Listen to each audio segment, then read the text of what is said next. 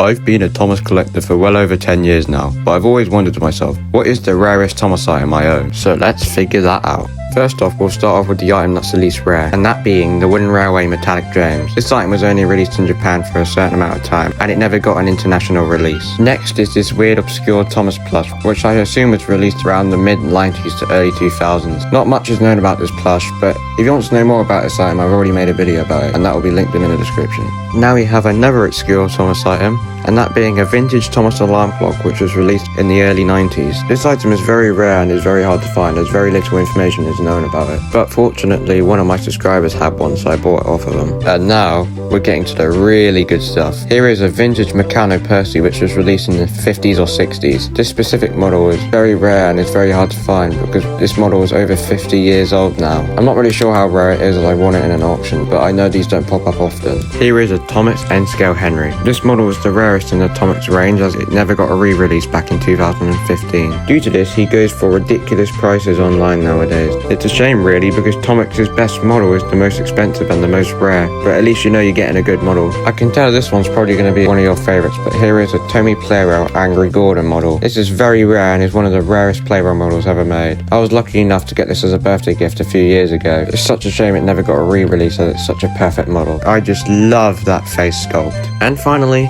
you've all been expecting this one. Here is my Hormy Murdoch. This has to be the most expensive model in my collection as it costed me a lot of money. This model is pretty much perfect and it represents the character very well. This is definitely one of Hornby's best models. It's such a shame how expensive he is though because he's pretty much unaffordable. But if you can afford one, I definitely recommend you get one, as who knows how much these will be in the future. Oh, and by the way, Tommy Oliver is not rare.